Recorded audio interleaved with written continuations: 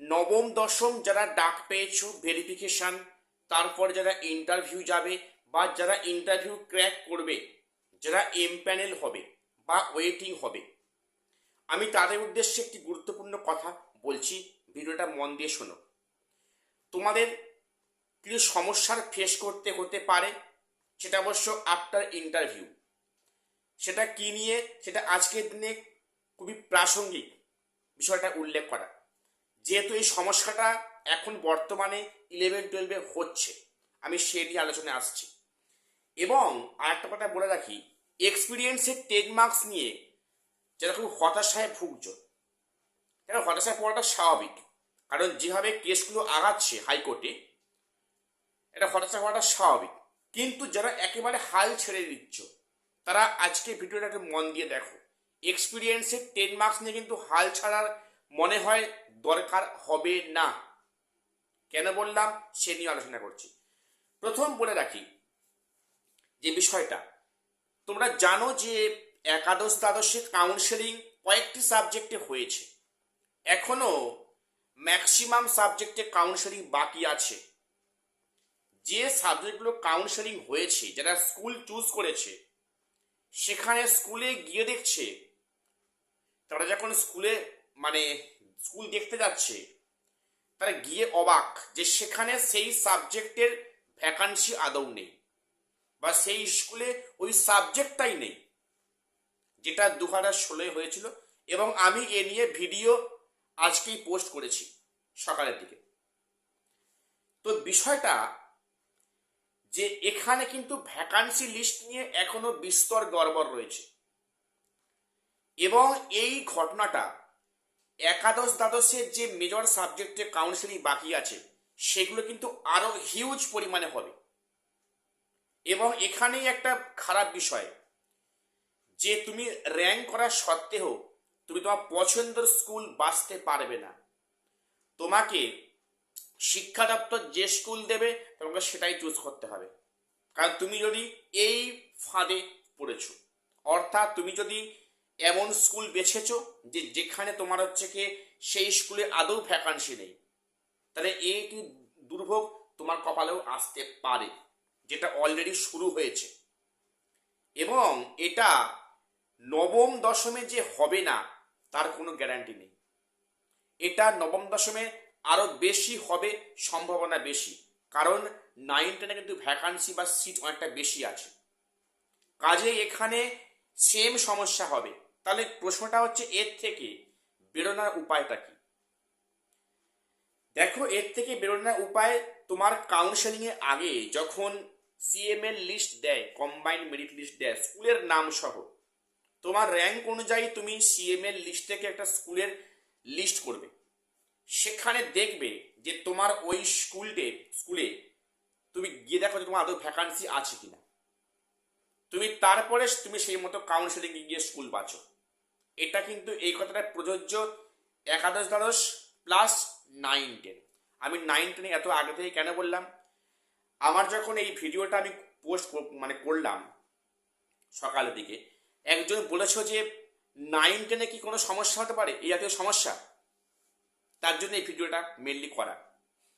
সমস্যা হতে পারে, তার সমাধানের উপায় তোমাদের বলে দিলাম। তোমরা কাউন্সেলিং আগে স্কুলে গিয়ে ঘুরে আসো, দেখে আসো সেখানে আদৌ ভ্যাকান্সি আছে কিনা, তোমরা তারপরে কাউন্সেলিং যাও। নাম্বার 1। নাম্বার 2, এক্সপিরিয়েন্সের 10 মার্কস নিয়ে সত্যি কিন্তু আমরা প্রত্যেক কম বেশি খুব হতাশার মধ্যে পড়েছি। বিশেষ করে যারা ফ্রেশার্সরা, তাদের মনে একটাই মানে প্রশ্ন, যে এক্সপিরিয়েন্সের 10 মার্কস নিয়ে কিছু হবে কিনা। দেখো, এক্সপায়ারি অফ প্যানেল কিন্তু সবাই যে টেন্টেড তা নয়, কিন্তু এক প্রকার তাদের গায়ে টেন্টেডের তকমা পড়ে গেছে ইনডাইরেক্টলি, এবং সেটা শুধু খাতা কলমে সিলমোহর করা বাকি আছে। এটা খুবই খারাপ বিষয়। এক্সপায়ারি অফ প্যানেল সবাই কিন্তু টেন্টেড নয়, তা সত্ত্বেও সরকারের কমিশনের ভুলের জন্য তাদের টেন্টেড তকমাটা পেতে পারে আগামীতে, সম্ভাবনা বেশি।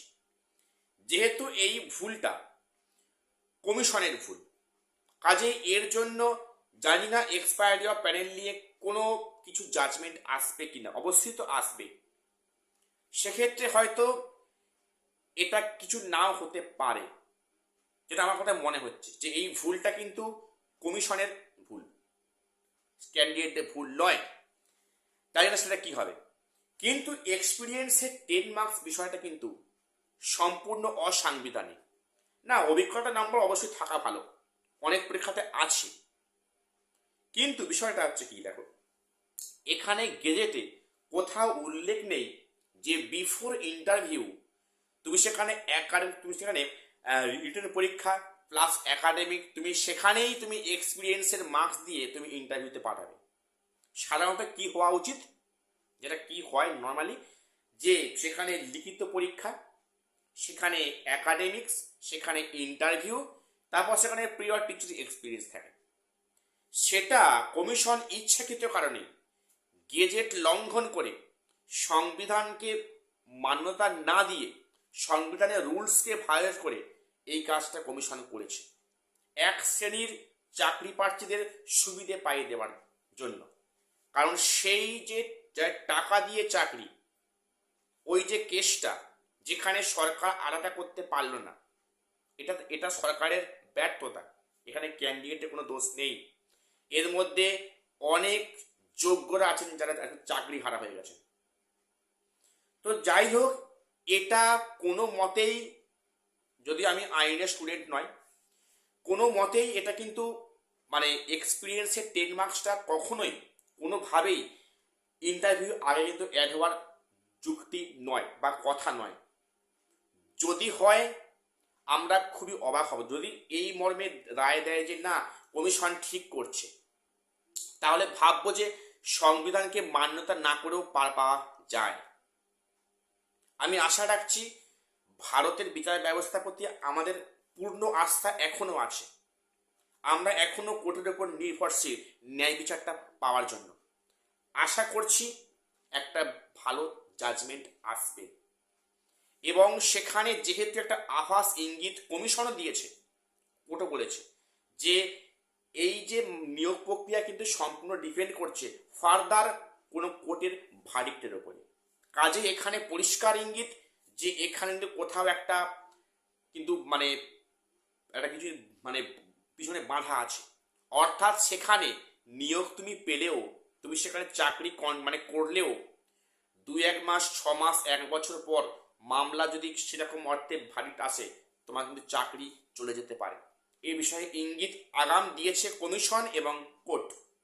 কাজে এক্ষেত্রে যদি 6 মাস 1 বছর চাকরি করার পর যদি চাকরি হারাতে হয়, সেখানে অবাক হওয়ার কিছু নেই, এটা স্বাভাবিক। যেখানে 9 বছর চাকরি করে চাকরি হারাতে হয়, সেখানে তো 6 মাস 1 বছর কোনো বিষয়ই নয়।